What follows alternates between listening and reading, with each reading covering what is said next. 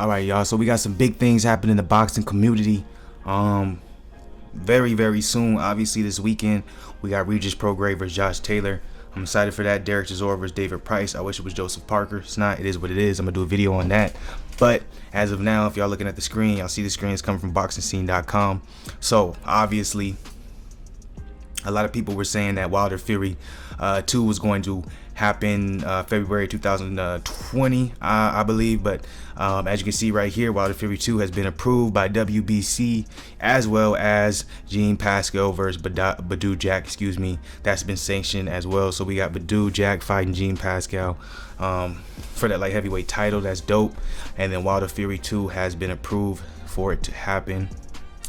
Let's read a little bit of this though. So Wilder is scheduled to make a voluntary title defense on November 23rd against Luis Ortiz. WBC has also approved the rematch against number 2 ranked Tyson Fury of Great Britain to be held in 2020. Number 1 ranked Dillian Whyte's situation is in process, and Whyte's representatives and with the WBC, if his situation is resolved, he will become the mandatory challenger, for February 2021. So it's looking like, if everything goes as planned, Wilder beats Luis Ortiz. Me personally, I think he's going to get named franchise champion after that. Then we see Tyson Fury versus Wilder in 2020. And then the winner of Fury and Wilder, whoever wins that fight, most likely is going to end up fighting Dillian Whyte next. Because I do think Dillian Whyte's probably going to be cleared of everything, right?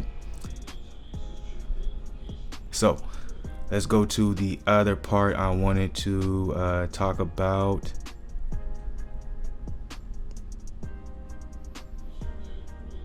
Alright, I thought maybe he was going to give me a date for the Pascal versus Badou Jack fight, but I don't see it anywhere. So, oh, there it goes. Okay.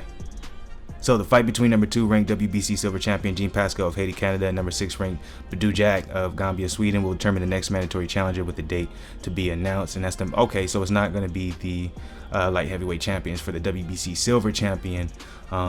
Whoever wins that will be the mandatory to WBC and IBF champion. Bill will first make his IBF mandatory defense against IBF number 1 ranked Ming Falong. So they'll be the, if y'all just seen Arter, he just won a couple weeks ago. So they'll be the mandatory, the winner of Badou Jack versus Pascal. Pascal will be the winner of Arter, will be the mandatory to Arter Bill for light heavyweight. Okay, so I want to talk about this real quick too. This is interesting. So super middleweight champion David Benavidez will make his mandatory defense next against number 1 ranked Avni Yildirim of Turkey with the date to be announced. WBC Diamond champion Callum Smith is also WBA champion and is scheduled to defend against John Ryder on November 23rd. WBC president made a provisional request that the winner of Benavidez versus Yildirim be allowed 1 voluntary defense and then confirm Smith as mandatory challenger. And we'll wait for confirmation from Smith. So that's dope. We might see a Callum Smith for David Benavidez fight in the future. I like that. Middleweight franchise champion Canelo, obviously world champion Jamal Charlo Alvarez is scheduled to fight light heavyweight Sergey Kovalev on November. Charlo is scheduled to make a voluntary title defense against number 5 ranked Dennis Hogan on the 7th of December. The WBC will wait for 2 weeks after the December fight to address the mandatory situation. So that doesn't look like that's going to be resolved, unfortunately. So that's what's going on a little bit in the boxing community. Let's talk about another fight that's supposedly going to happen. If we're talking about mandatories being named, WBC confirms Errol Spence will face Danny Garcia. If y'all watched my video I made yesterday, I was talking about what Freddie Roach wanted Manny Pacquiao's next fights to be. He preferred Errol or Danny. I said, well, he wanted to fight in February, so he's probably not going to fight Errol because Errol may not be ready by that time. Danny Garcia said himself on an interview on the Million Dollars Worth of Game podcast that Manny turned down the fight with him. So I was like, obviously it's not going to be Errol or Danny. So I feel like that's all smoke. Most likely it's going to be Mikey for Manny. I've been saying this for a long time. And once again, this confirms it. WBC confirms Errol Spence will face Danny Garcia next, not Showtime Sean Porter. Now, that can always change, but they look adamant on making this fight, especially if Danny is supposed to be the mandatory. But let's see what it says right here, huh?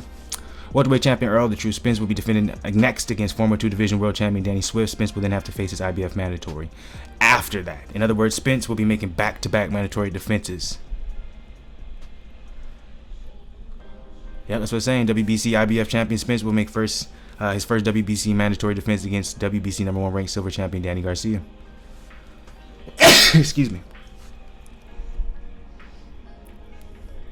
This is what I want to know. What's the estimated time, the estimated date for this match to happen because of the whole car crash situation?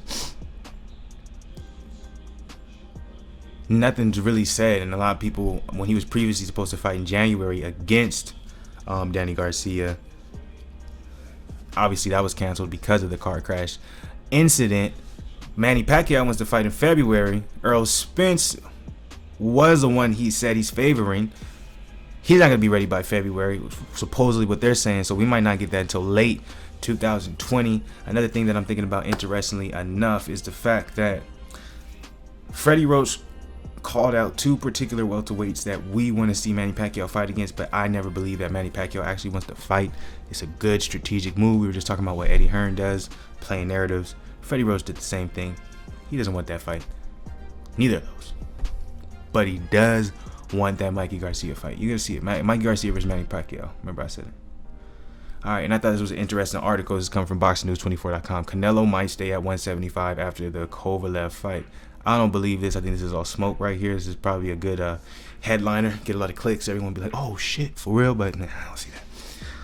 So, this is what they're saying. So, Canelo Alvarez says he's not sure if he's going to move back down to 160 after the Kovalev fight. Canelo will likely make a decision on whether to move down based on how well he performs. That's interesting. They're saying the remaining fighters in the 160 division lack the popularity needed for it to be worthwhile. There's no one really popular at 168. Now, a lot of fanboys might get mad about that statement, right? Jamal Charlo. What about Demetrius Andrade? Demetrius Andrade is one of my favorite fighters too. People gonna get mad. Billy Joe, Colum. You know what I'm saying? There's a lot of people. I'm probably missing people. You know what I'm saying? Jared Hurd is moving up to middleweight, super middleweight, I believe. Not super middleweight to middleweight. So it's like there's options out there, but there's no really names. Where it comes to what we always talk about, they're at the point now where it's business. So if the risk is higher than the reward, why take it? Kovalev's reward is higher than the risk, right? That's why he's fighting him. So obviously, if you're thinking about the 175 division, you see the names they got listed here, right? You know what I'm saying? Artur Beterbiev, and that's going to be a hard fight. It's a big boy. Dmitry Bivol, hard fight. Alexander Govzudik, excuse me on pronouncing his name, even though I don't see how the 3 people I named, none of them has more name values than the other names in middleweight. Gilberto Ramirez, Gene Pascal. I could see him fighting Gene Pascal. Joshua Buatsi, Anthony Yard. I think that would be a pretty good fight. Colum Johnson, you know.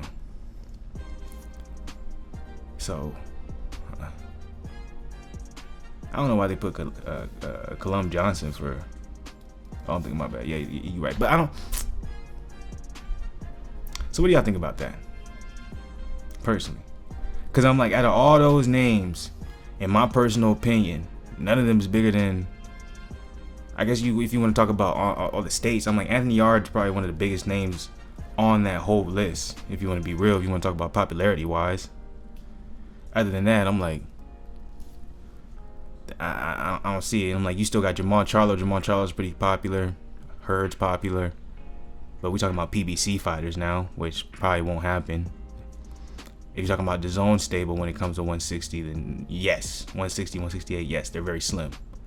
If you're just talking about what the zone has, then it makes sense. Yeah, I got to move up to to light heavyweight for sure, because all these fighters we just named, that's all the zone stable. So that's what you're telling me. Canelo will not be fighting anyone from PBC.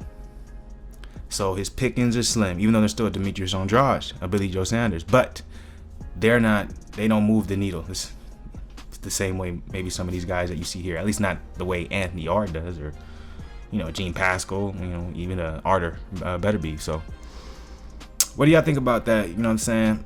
Boxing, obviously, full of excitement, but also full of disappointments. It all depends on what day you tune in, right? But you got to stay positive. Salute to everybody out there. Keep supporting the videos.